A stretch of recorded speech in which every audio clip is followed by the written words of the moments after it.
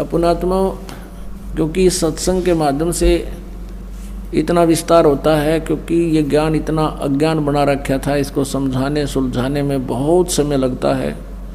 2 घंटे ऐसे जाते हैं जैसे 2 मिनट हुई हों, और प्रकरण जो का त्यों ही रह जाता है, क्योंकि अज्ञान आधार से हम इतने परिपूर्ण हो चुके हैं। उस ज्ञान को हटा करके फिर ज्ञान प्रवेश किया जाता है।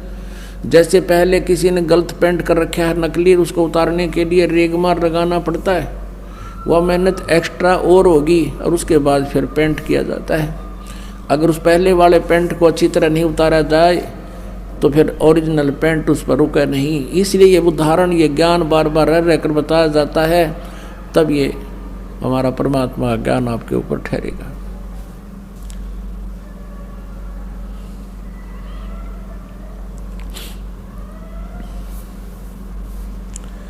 तो क्या बताते हैं कि जेता अंजन आंजिए चश्मों में चमकनते। आप पुण्यात्माओं, सत्संग के दौरान आपका एकाग्रचित होना चाहिए कि के शब्द इस दास के मुख से निकले हैं। इनमें प्रत्येक के अंदर बहुत बड़ा रहस्य और आपके काम की बातें होती हैं। आप जी इधर उधर ध्यान नहीं रखें, क्योंकि 2 घंटे की क्या बात है, तो फिर 2 घंटे शाम होंगे, 4 घंटे, बाकी 20 घंटे बहुत कुछ होते हैं इधर उधर की सोचने। तो अब जैसे ये कई बार बताते हैं, कई भक्तों को शंकाएं भी रह जाती हैं। प्रत्येक को इंडिविजुअली नहीं बताया जा सकता, ना समाधान किया जा सकता। सत्संग इसलिए किया जाता है सामूहिक तौर पर, आपको कुछ ऐसे गूढ़ रहस्य भी साथ में बताए जाते हैं जो आपको आवश्यक है। अब इसमें क्या शब्द आया है कि जेता अंजन आंजिए वो चश्मों में दिखनते। अंजन माने माया। जितना भी अंजन यानी भक्ति रूपी जो शक्ति तो ग्रहण करेगा, भक्ति धन, भक्ति माया, वो तेरी आँखों में चमकेंगी। आपकी आँखों के सामने जैसे हमने ये अंधेरे में भी दिखती हैं, और ऐसे बहुत से कुछ ऐसे अलग सी वस्तु दिखती है जो आप जी को भी दिख रही है। जिन्होंने नाम ले लिया 2-4 महीने, 6 महीने, साल, 2 साल हो गए जिनको, उनको ये प्रकट होना शुरू हो जाती है।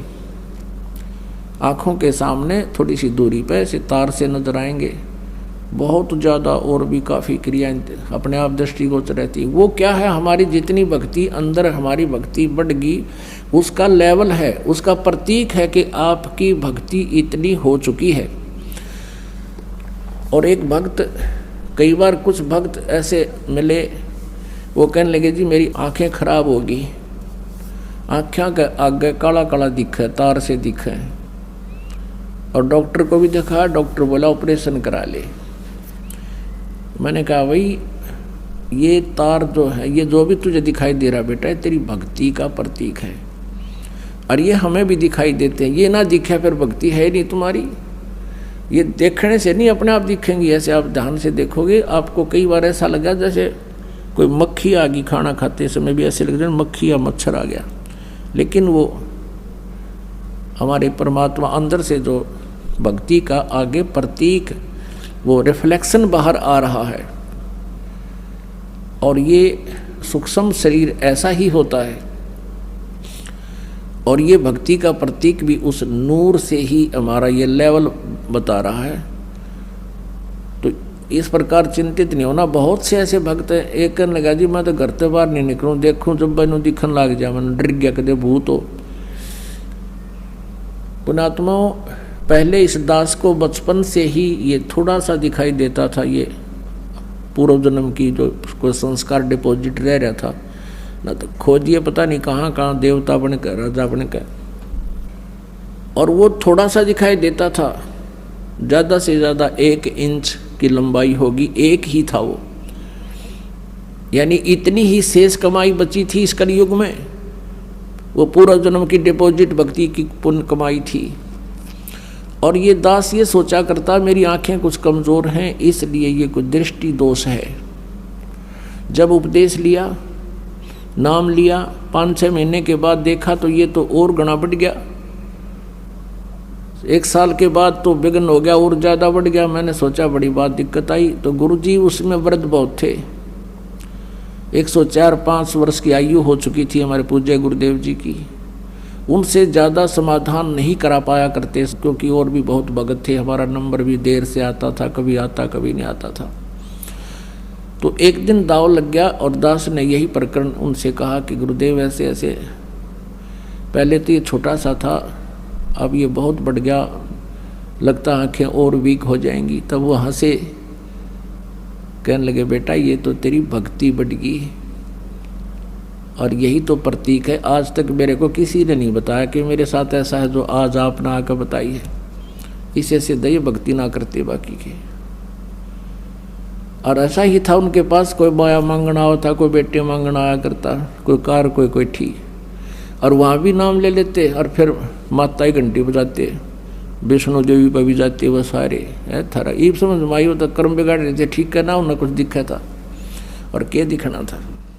आप जैसे पहले तो सतयुग त्रेता द्वापर में परमात्मा ने अधिक प्रयत्न इसलिए नहीं किया क्योंकि सभी सुखी थे, सभी की समाधियां लगा करती थी, स्वस्थ शरीर थे। क्योंकि पुण्य जब तक चलते हैं प्राणी के तब तक ये यहाँ का नकली सुख महसूस करता रहता है।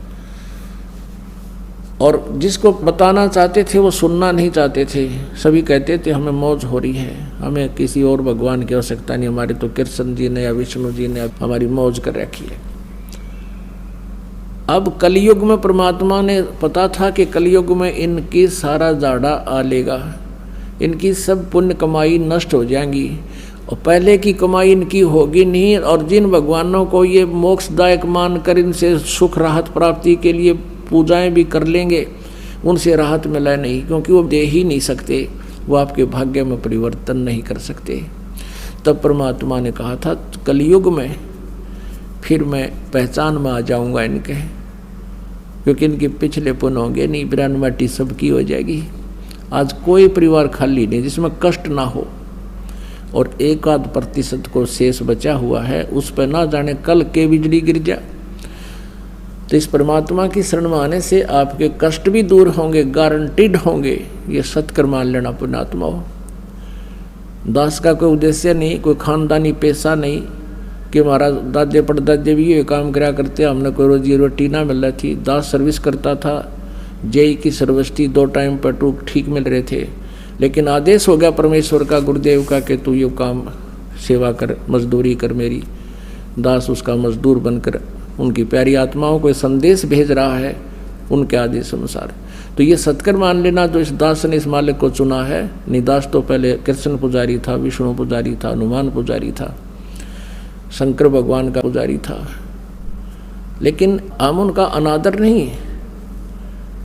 ये नहीं सोचो कि हम ब्रह्मा विष्णु महेश को बिल्कुल हे समझते हैं, नहीं। जैसे गीता जी अध्याय नंबर 2 के श्लोक नंबर 46 में कहा कि जब बहुत बड़े जलाशय की प्राप्ति के उपरांत छोटे जलाशय में जैसी आस्था रह जाती है अर्जुन, जब तुझे परमात्मा के गुणों से तो परिचित हो जाएगा, फिर अन्य देवताओं में, अन्य ज्ञान में तेरी इतनी श्रद्धा रह जाएगी। जैसे पहले क्या था कि सारी व्यवस्था मनुष्य की जल के ऊपर जो तालाबों पर आधारित थे, सिंचाई भी उसी से करते थे, पशुपालन भी उसी से करते थे, और स्वयं भी जलपान उसी से करते थे, तालाबों से। और कुछ छोटे तालाब जिसके ऊपर आश्रित पूरा गांव 20-30 घर हुआ करते थे, 30-40 मुश्किल से एक तालाब पर आश्रित रहते थे, उसी से पीते थे, उसी से पशुओं को पानी पिलाते थे, उसी से कुछ सिंचाई कर लेते थे। अब एक वर्ष वर्षा ना होती तो वो सूख जाते थे, सब तड़प जाते थे, वो भाग जाते थे इधर उधर कहीं बड़े जलाशय की खोज में। और उन व्यक्तियों को कोई बहुत बड़ी झील प्राप्त हो जाए जिसमें 10 वर्ष वर्षा ना हो तो भी जल अंत ना हो, समाप्त ना हो, तो फिर उन व्यक्तियों की धारणा छोटे जलाशय में जिस आस्था रह जाएगी उस बड़ी झील की प्राप्ति के बाद, तो उनको वो छोटे तालाब वाला जल व्यर्थ नहीं लगता, वो बुरा नहीं लगता, लेकिन उसकी कैपेसिटी नहीं है जो उनको सदा सुखी कर सके। वो स्वयं नाशवान है। वर्षा होगी तो वो परिपूर्ण हो जाएगा, 1 साल गुजारा हो जाएगा। 1 वर्ष वर्षा ना हुई तो आश्रित भी मरेंगे, वो तो सूखे गया। और उस झील के ऊपर जल वही है, वर्षा का ही जल है, शुद्ध जल है वो, लेकिन उसकी कैपेसिटी पूरी नहीं है, बहुत कम क्षमता का है। ऐसे ही ब्रह्मा विष्णु महेश के जो पावर है या बुरी नहीं है, और परमात्मा की पावर क्या है? तो दरिया है, दरिया, गंगा दरिया जैसा समझो, जिसका जल कभी अंत ना हो, नहा भी ले, धो भी ले, नहर भी निकाल ले, सिंचाई भी कर ले, फिर भी खत्म ना हो। तो इस प्रकार हमने इस परमात्मा में जब आपकी आस्था हो जाएगी, इसका ज्ञान हो जाएगा, फिर ब्रह्मा विष्णु महेश में हमारी फिर वो बुरे नहीं लगते, लेकिन उनकी अक्षमता का पता लग गया हमने। और जिसने 10 वर्षा ना हो रहा ऐसा झील मिल जाए, फिर कौन झांखण जाएगा उसके ऊपर। अंडरस्टूड है कि जो कार्य ब्रह्मा विष्णु महेश जी नहीं कर सकते, और कर सकते थे तो कितना कर सकते थे, और वो हमें उससे सारा ही मिल रहा है, तो वहाँ कौन जाओगा? फिर वहीं बस जाएंगे उसके पास जा करके। तो ऐसा परमात्मा हमें बताना चाहते हैं। तो कहने का भाव ये है कि वो इस प्रकार इस दास ने इस परमात्मा को खूब पहचाना, और लगभग सन 1994 से आज 2011 आ गया है, 17 वर्ष के करीब हो गए हैं। और जो सुख और जो स्थिति में परिवर्तन इन पुण्यात्माओं में किया है, जो दास देख रहा है कि जिनके पास साइकिल नहीं थी, 2 कार चले उनके। अब ये तो वैसे ही, ये तो आपको यहाँ की सुविधा तो ऑटोमेटिकली मिलेंगी इस भगवान की भक्ति से। जिनको तुम भटक रहे थे, इससे को ऊपर सारा डिवोट हो रहे थे, माया कमाने के लिए हुकंड करो, कुछ भी हो जाओ, वो ये करने न तैयार थे, ये तो आपको इस भक्ति से मालिक आप व्यवस्था करेगा, किसी तरह भी करे, और 1 नंबर का धन देगा आपको। कैसे देगा? कि पहले इस दास ने जब उपदेश लिया तो ऐसा एक प्लाट था, वो प्लाट लिया 4000 रुपये का, और 2 साल के अंदर अंदर ही 1.5 वर्ष के बाद उसके आसपास से बाईपास निकल गया।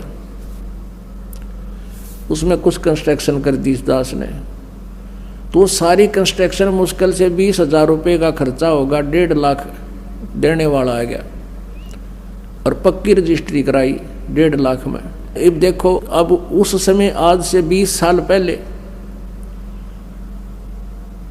और कैसे 1 नंबर में धन दे दिया, और सारी उम्र नहीं बचा सकता इतने जितने एकदम परमात्मा 1.5 साल में कर दिए। ये ना जाने कित के कर दे, ये फिर इतनी माया देन लग गया परमात्मा से, हाथ जोड़ना पड़ा, क्योंकि मालिक ने इस माया का अवगुण भी बहुत बता रखा है।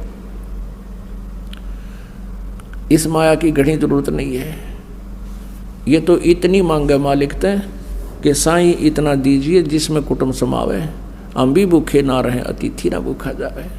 इससे घड़ी मांग ली तो जी का झाड़ हो जाएगा आपका, और परमात्मा साथ रहेंगे तो किसी चीज़ का अभाव आपको नहीं रहेगा। तो कहने का भाव यह है कि जो यहाँ आपको संसारिक सुविधा जो मिलेंगी वो तो फ्री ऑफ कॉस्ट होंगी, वो तो रुंगे में होंगी, रुंगे में। तो पुण्यात्माओं, हमारा जो सौदा है वो तो है मोक्ष प्राप्ति का। यो सौदा हम मोक्ष वाला तोल कर दे रहे हैं आपको, और ये देंगे रुंगे में, जो सुख सुविधाएं आपको यहाँ की चाहिए वो रूंगा मीन परमात्मा। जैसे आपने गेहूं बीज दिया, जिससे क्या होता है कि मेरे बालक भूखे ना मरे, मेरा परिवार अन्न प्राप्त करे, लेकिन उसके साथ साथ भूस तो अपने आप होगा ही होगा। वो भूस तो हो, वो तूड़ा तो बनेगा।